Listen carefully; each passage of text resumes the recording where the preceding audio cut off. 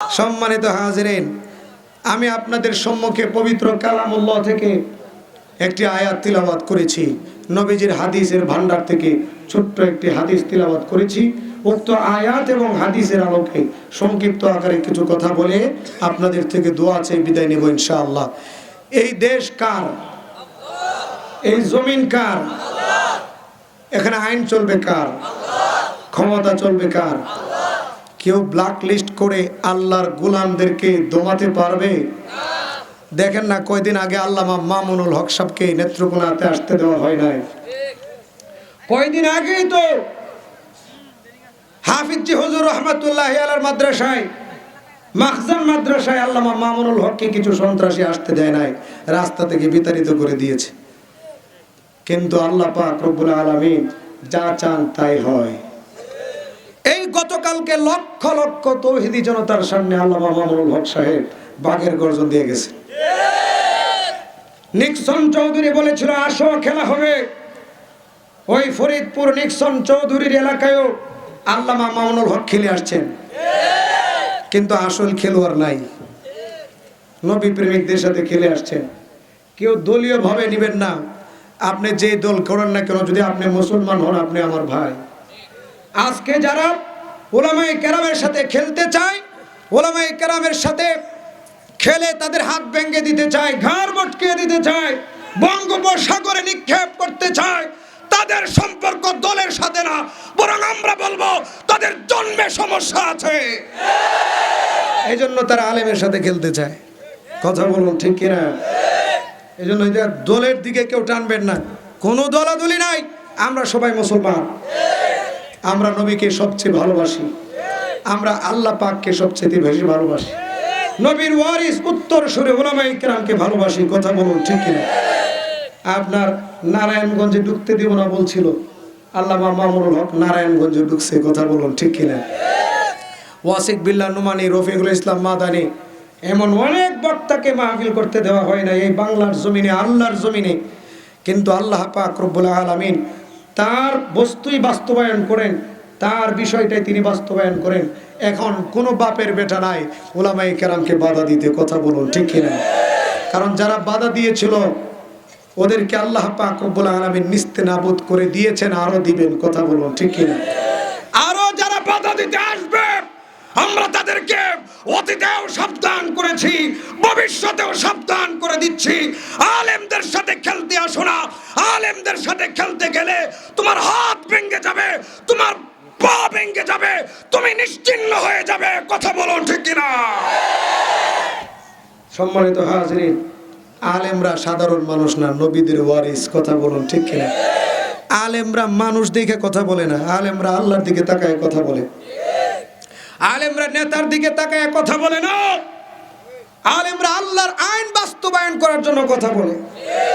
সাহাবায়ে কেরাম যেমন সংখ্যায় কম থাকা সত্ত্বেও তারা সংখ্যার দিকে তাকায় যুদ্ধ করেন নাই, আল্লাহ পাকের উপর ঈমান রেখে যুদ্ধ করছেন। তোমরা মনে করতেছো তোমার হাতে পুলিশ, তোমার হাতে ক্ষমতা, তুমি একটা এমপি হয়ে গেছো, তুমি একজন ওসি হয়ে গেছো, তুমি আলেমদের গতিরোধ করবা, তুমি আলেমদেরকে বাধা দিবা, আলেমদের হাত ভেঙে দিবা। এত সহজ নয়। আলেমদেরকে হেফাজত করবেন কে? আলেমরা আল্লাহর কথা বলবে। এই জমিন আল্লাহর, আসমান আল্লাহর, আইন চলবে আল্লাহর। আল্লাহর আইনের বিরোধিতা যারা করবে তারা এই জমিনে বুক ফুলিয়ে বসবাস করতে পারবে না। কথা বলুন ঠিক কিনা? পরিষ্কার কথা, জমিন আল্লাহর, আসমান আল্লাহর, আইন চলবে আল্লাহর। আমরা আল্লাহকে খুশি করার জন্য কথা বলি, আমরা আল্লাহর গোলামি করি, আল্লাহর আইন বাস্তবায়ন করার জন্য কথা বলি। আমরা মানুষ দেখে কথা বলি না। সাহাবায়ে কেরামের ঈমান যেমন মজবুত ছিল, সাহাবায়ে কেরাম যেমন সংখ্যা দেখে কথা বলেন নাই, বরং আল্লাহ পাকের উপর ঈমান রেখে তারা হক কথাগুলো বলেছেন। এজন্য আল্লাহ পাক রব্বুল আলামিন তাদেরকে আসমান থেকে সাহায্য নাজিল করেছেন। আল্লাহ পাক রব্বুল আলামিন বলেন, আল্লাযীনা ক্বালা লাহুমুন নাসু ইন্নান নাসা ক্বাদ জামাউ লাকুম ফাখশাওহুম ফাযাদাহুম ঈমানা ওয়া ক্বালু হাসবুনাল্লাহু নি'মাল ওয়াকিল। আল্লাহ পাক রব্বুল আলামিন ডাক দিয়ে বলেন, কাফের মুশরিকরা সাহাবায়ে কেরামকে ডাক দিয়ে বলতো, ও সাহাবীরা, ও নবীর উম্মতরা, নবীর সাহাবীরা, তোমাদের জন্য মক্কার কাফের মুশরিকরা বিশাল সেনাবাহিনী রেডি করতেছে, বিশাল অস্ত্র শস্ত্র প্রস্তুত করতেছে, তোমাদের আর রক্ষা নাই। বদরের যুদ্ধ হওয়ার পরে, উহুদ যুদ্ধ হওয়ার পরে কাফের মুশরিকরা সাহাবায়ে কেরামকে ডাক দিয়ে বলে, এবার তোমাদের আর রক্ষা নাই, এবার তোমাদের মদিনা ঘেরাও করা হবে, তোমাদেরকে পাকড়াও করা হবে, কারণ তোমাদের সংখ্যা কম। সাহাবায়ে কেরাম ডাক দিয়ে বলে, ও কাফের মুশরিকের দল, আমরা সংখ্যায় কম হতে পারি, আমাদের অস্ত্র শস্ত্র কম হতে পারে, তোমাদের সব কিছু বেশি হতে পারে, কিন্তু আমরা তো সংখ্যা দেখে যুদ্ধ করি না, আমরা তো অস্ত্র শস্ত্র বলে যুদ্ধ করি না, আমরা তো যুদ্ধ করি একমাত্র আল্লাহ পাক রব্বুল আলামিনের উপর ভরসা করি। ফাযাদাহুম ঈমানা, সাহাবায়ে কেরামের ঈমান আরো বৃদ্ধি পেত, এবং সাহাবায়ে কেরাম কাফেরদেরকে ডাক দিয়ে বলতেন, ওয়াকালু হাসবুনাল্লাহু ওয়া নি'মাল ওয়াকিল, আল্লাহ পাক আমাদের জন্য যথেষ্ট হয়ে যাবেন, তিনি আমাদের উত্তম উকিল, তিনি আমাদের জন্য যথেষ্ট। সংখ্যায় আমরা 313 জন হতে পারি, তোমরা 1000 হতে পারো, সংখ্যায় আমরা 3000 হতে পারি, তোমরা 2 লক্ষ হতে পারো, আমরা সংখ্যায় বিশ্বাসী না, আমরা আল্লাহ পাকের উপর ভরসা করি, আল্লাহ পাক রব্বুল আলামিনকে ভয় করি, আল্লাহ পাক রব্বুল আলামিনই আমাদেরকে বিজয় দান করবেন। আজকে আমরা তো বস্তুর উপর ভরসা করি। আমার এই চেয়ার টিকায় রাখার জন্য আমেরিকাকে কেবলা বানাই, আমার এই চেয়ার টিকায় রাখার জন্য দিল্লিকে কেবলা বানাই, আমার এই চেয়ার টিকায় রাখার জন্য নবীর পক্ষে পর্যন্ত কথা বলতে পারি না, আমার এই চেয়ার টিকায় রাখার জন্য আমি যেমন মসজিদে যাই, আমি মন্দিরেও যাই, কথা বলুন ঠিক কিনা?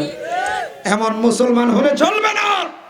আমার এই চেয়ার দিয়েছেন আল্লাহ, আমার এই চেয়ার টিকিয়ে রাখার মালিক আল্লাহ, কথা বলুন ঠিক কিনা? আমি যত পলিসি করি না কেন, আল্লাহ যদি না চান 1 সেকেন্ডের মধ্যে আমার এই চেয়ার নিয়ে যেতে পারে। আমরা যারা একেবারে উপর থেকে নিচ পর্যন্ত আমরা বস্তুর উপর নির্ভর করি, আমরা ওলামায়ে কেরামের মাঝে কিছু আলেম আছে, কিছু ইমাম সাহেব আছি, আমরা চিন্তা করি সভাপতি সাহেব ঘুষ খায়, সেক্রেটারি সাহেব ঘুষ খায়, ঘুষের বিরুদ্ধে বয়ান করলে আমার চাকরি চলে যাবে। পাতি নেতাই দুর্নীতি করে, আমি যদি জুমার বয়ানে পাতি নেতার বিরুদ্ধে, দুর্নীতির বিরুদ্ধে কথা বলি, তাহলে আমার চাকরি চলে যেতে পারে। এজন্য আমাদের মাঝে কিছু ইমাম সাহেব আছে যারা মিম্বারে হক কথাগুলো বলেন না, কথা বলো ঠিক কিনা? আল্লাহ পাকের উপর ভরসা নাই। রিকশা চালক ড্রাইভার আজান হয়ে গেছে, নামাজ পড়ে না, চিন্তা করে নামাজ পড়লে তো আমার কাস্টমার চলে যাবে, ইনকাম কম হবে। এই যে আমি রিকশার উপর ভরসা করলাম, আমি আমার সভাপতির উপর ভরসা করলাম, সেক্রেটারির উপর ভরসা করলাম, তারপরে চাকরিজীবী চাকরির উপর ভরসা করে আল্লাহ পাকের উপর ভরসা করে না, তারপরে আপনার দোকানদার ব্যবসায়ী সে চিন্তা করে নামাজ পড়তে গেলে যদি আমার কাস্টমার ছুটে যায়, ব্যবসায়ী উন্নতি হবে না, এজন্য নামাজও পড়তে যায় না, দোকানদারি করছে, কথা বলুন ঠিক কিনা? অথচ আল্লাহ পাক রব্বুল আলামিন কোরআনুল কারীমের মাঝে বলেন, কুলিল্লাহুম্মা মালিকাল মুলকি তু'তিল মুলকা মান তাশাউ ওয়া তানজিউল মুলকা মিম্মান তাশাউ ওয়া তুইজ্জু মান তাশাউ ওয়া তুযিল্লু মান তাশাউ বিয়াদিকাল খায়র ইন্নাকা আলা কুল্লি শাইইন কাদির। আল্লাহ পাক রব্বুল আলামিন বলেন, হে আমার দোস্ত মুহাম্মদ, আপনার উম্মতকে আপনি ডাক দিয়ে বলে দেন, রাজত্বের চাবিকাঠি আল্লাহ পাকের হাতে। রাজত্বের চাবিকাঠি কার হাতে? আল্লাহ পাক যাকে চান তাকে ক্ষমতা দান করেন, যাকে চান আল্লাহ পাক রব্বুল আলামিন চেয়ার থেকে টেনে হিসড়ে নামায়া নিয়ে আসে। আল্লাহ যাকে চান সম্মান দান করেন, আল্লাহ যাকে চান অসম্মানিত করেন। সমস্ত কল্যাণের চাবিকাঠি সব কিছু আল্লাহর হাতে। আল্লাহ পাক রব্বুল আলামিন সব বিষয়ে ক্ষমতাবান। একটু জিকির করি, লা ইলাহা ইল্লাল্লাহ, লা ইলাহা ইল্লাল্লাহ।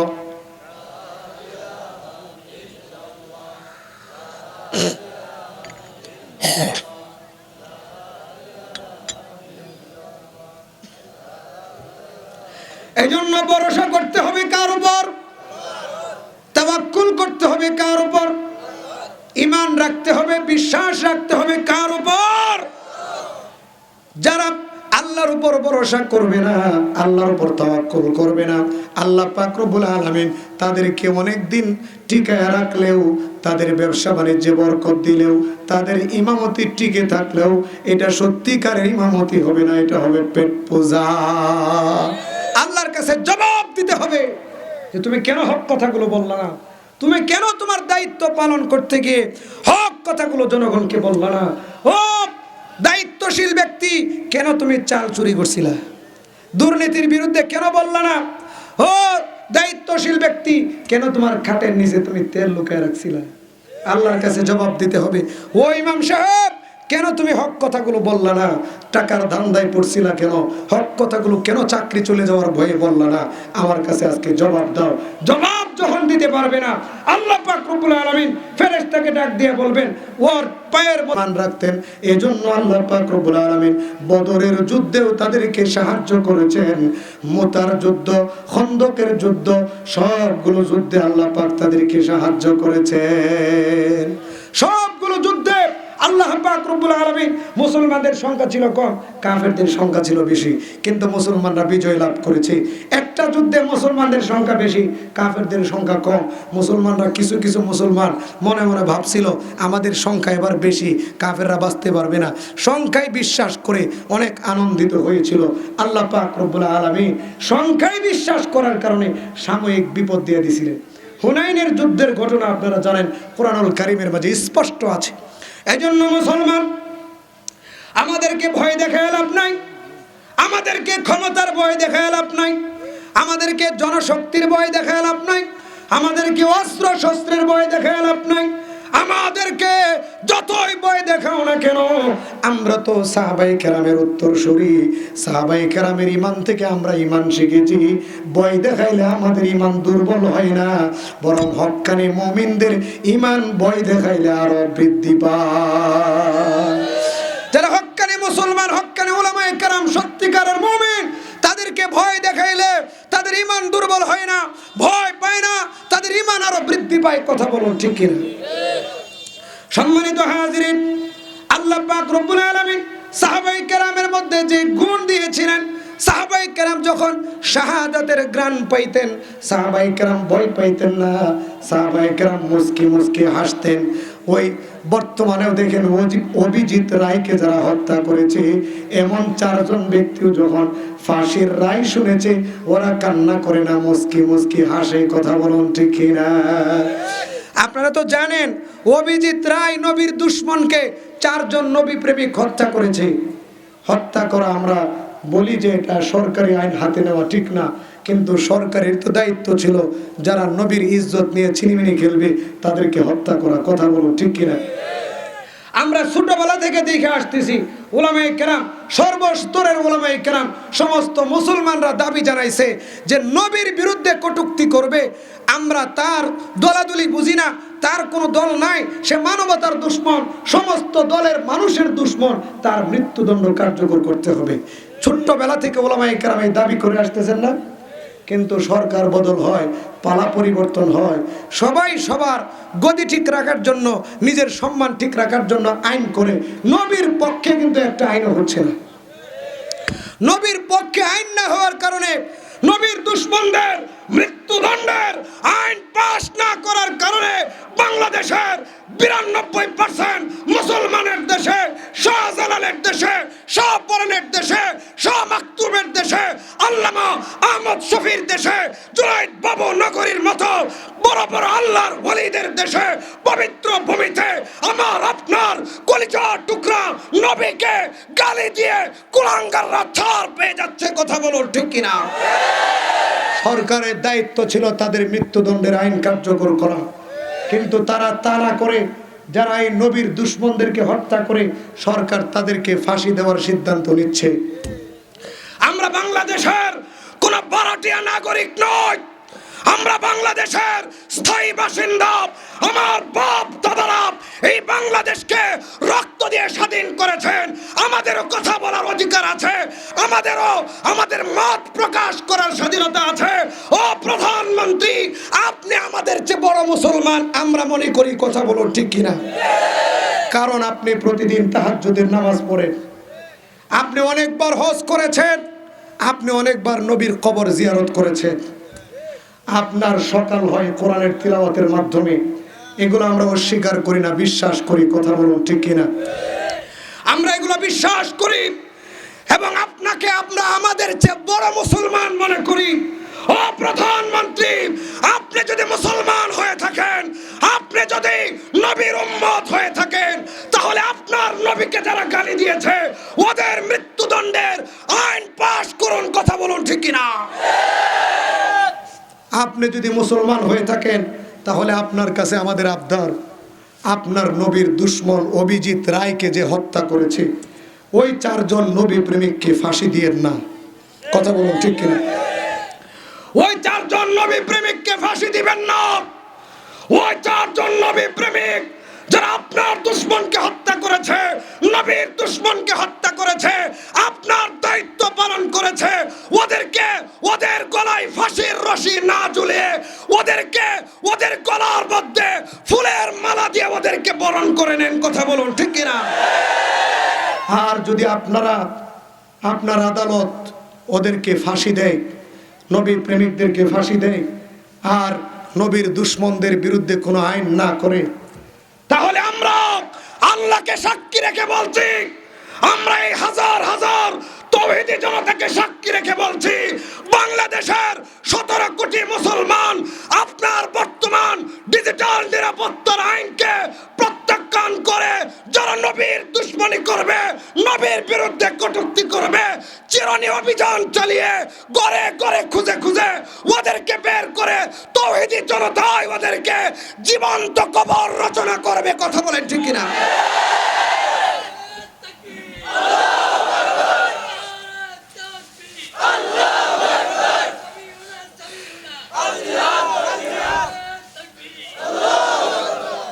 কারণ ওরা কোনো অপরাধ করে নাই, নবী প্রেমিক 4 জন ওরা কোনো অপরাধ করে নাই, ওরা আপনার দায়িত্ব পালন করেছে। আপনার দায়িত্ব ছিল ওদেরকে হত্যা করা। আপনি যদি ওদের বিরুদ্ধে মৃত্যুদণ্ডের আইন পাশ করতেন, এই পর্যন্ত ওরা নবীর বিরুদ্ধে কটূক্তি করার সাহস পেত না। আমরা নবীর ইজ্জতের হেফাজত করার জন্য 2013 সালে রক্ত দিয়েছি, শাপলা চত্বরে শাহাদাত বরণ করেছি। আবারও নবীর ইজ্জতের হেফাজত করার জন্য শাপলা চত্বরে যদি যেতে হয়, রক্ত দিতে হয়, কাফনের কাপড় পরে রাজপথে যদি নামতে হয়, শহীদ হতে হয়, ফাঁসির কাস্টে ঝুলতে হয়, সব করতে রাজি আছি। তারপরে আমার নবীর বেইজ্জতি হতে দিব না, কথা বলেন ঠিক কিনা?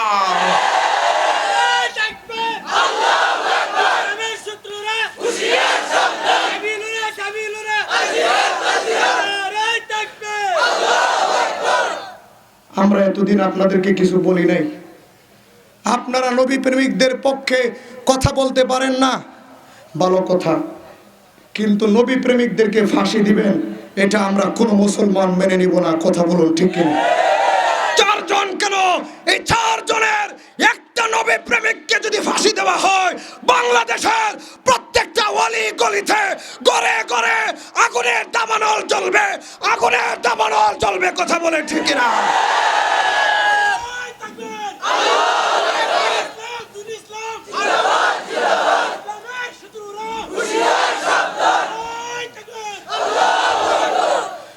যেই চেয়ারম্যান আমার নবীর পক্ষে কথা বলতে পারবে না, বরং নবীর পক্ষে কথা বলার কারণে ওই বক্তাকে কাউন্টার দিবে, যে এমপি নবীর পক্ষে কথা বলতে পারবে না, নবীর পক্ষে বলার কারণে আলেমদেরকে বাধা দিবে, যেই ওয়াসি নবীর পক্ষে কথা বলতে পারবে না, নবীর পক্ষে কথা বলার কারণে নবী প্রেমিকদেরকে কাউন্টার দিবে, যেই মন্ত্রী নবীর পক্ষে কথা বলতে পারবে না, নবীর পক্ষে কথা বলার কারণে মাহফিল বন্ধ করে দিবে, ওই চেয়ারম্যান, ওই এমপি, ওই ওয়াসি, ওই মন্ত্রীকে বাংলাদেশ থেকে অবাঞ্ছিত ঘোষণা করতে হবে, অবাঞ্ছিত ঘোষণা করতে হবে।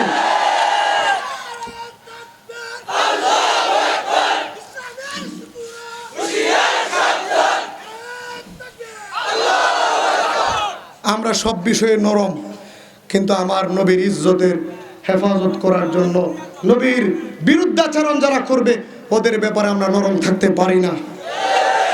আপনাদেরকেও আমরা বলি, যদি জান্নাত পেতে চান, যদি আখিরাতে সম্মানিত হতে চান, জান্নাত পেতে চান, আপনারা নবীর পক্ষাবলম্বন করেন, নবীর পক্ষে অবস্থান গ্রহণ করেন। প্রধানমন্ত্রীকেও বলবো, সব দলের মানুষদেরকে বলবো, যে কোনো দল করেন, অসুবিধা নাই। আমার বুটটা ওই বছর জোর করে নৌকা মার্কায় দেওয়াইছে। এই বছর নৌকা মার্কায় আমার পাঞ্জাবের ধরে আমার এলাকার পোলাপান হুজুর করার কিছু নাই, নৌকা মার্কায় দেন। এখন নৌকা মার্কায় দিচ্ছি। তা আমিও তো একজন নৌকার কর্মী, কি বলেন? শামীম ওসমানও তো নৌকার এমপি, কথা বলেন ঠিক কিনা? শামীম ওসমান কি বলছে? শামীম ওসমান কি বলছে? শামীম ওসমান বলছে, আমি আওয়ামী লীগের এমপি হতে পারি, কিন্তু আমার নবীকে যে গালি দিবে ওর গর্দন থেকে মাথা বিচ্ছিন্ন করে ফেলবো। শামীম ওসমান এমপি হইয়া এই কথা যদি বলতে পারে, তা আপনারা বলতে পারবেন না? সাংবাদিকরা বলছে, হুজুর, ও শামীম ওসমান সাহেব, আপনি একজন এমপি মানুষ, আপনি এই কথা বলেন মানায়? শামীম ওসমান সাহেব লক্ষ লক্ষ মানুষের সামনে বলে, আবার বলে, আমি আবার বলছি, একবার নয় আবারও বলছি, আমার এমপিগিরি যেতে পারে, আমার মন্ত্রিত্ব যেতে পারে, কিন্তু আমার নবীকে যদি কেউ গালি দেয় ওর গর্দান থেকে মাথা বিচ্ছিন্ন করে ফেলবো। তো তুমি কিসের দল করো? তুমি এই কথা বলতে পারো না? তুমি আবার মুসলমান? মুসলমান তো ওই ব্যক্তি যার বক্তব্য হবে, আমি আমার দল ছাড়তে পারি, আমি আমার নেতা ছাড়তে পারি, আমি আমার বাড়ি ছাড়তে পারি, আমি আমার বাবা ছাড়তে পারি, পৃথিবীর সমস্ত মানুষ ছাড়তে পারি, কিন্তু রসুলের বিরুদ্ধে অবস্থান নিতে পারি না। এমন বক্তব্য যার হবে সেই না আসলে মুসলমান। কারণ নবীজি বলছেন, লা ইউমিনু আহাদুকুম হাত্তা আকুনা আহাব্বা ইলাইহি মিন ওয়ালিদিহি ওয়া ওয়ালাদিহি ওয়ান নাসি আজমাইন। একটা মানুষ ততক্ষণ পর্যন্ত মুমিন হতে পারবে না যতক্ষণ পর্যন্ত আমি রাসূলুল্লাহ তার বাবা মা তার সন্তানাদি সারা পৃথিবীর মানুষের চেয়ে তার কাছে দামি না হয়ে যাব, মহব্বতের না হয়ে যাব, ততদিন পর্যন্ত সে সত্যিকারের মুমিন হতে পারবে না। এই কথাটা আপনাদের কান দিয়ে ঢুকে না? যারা দল নিয়ে ব্যস্ত থাকেন, দলের কারণে আমাদের দুশ্মন হয়ে গেছেন, দলের কারণে নবীর পক্ষে কথা বলতে পারেন না, দলের কারণে মেক্রুর বিরুদ্ধে কথা বলতে পারেন না, দলের কারণে ফ্রান্সের বিরুদ্ধে কথা বলতে পারেন না, দলের কারণে কসাই মোদির বিরুদ্ধে কথা বলতে পারেন না, দলের কারণে ফিলিস্তিনের মুসলমানের পক্ষে কথা বলতে পারেন না, দলের কারণে চায়নার উইঘুরের মুসলমানের পক্ষে কথা বলতে পারেন না, দলের কারণে যারা রোহিঙ্গা মুসলমানদের পক্ষে কথা বলতে পারেন না। কসম খোদার, আপনার ইমানের মধ্যে ভেজাল আছে।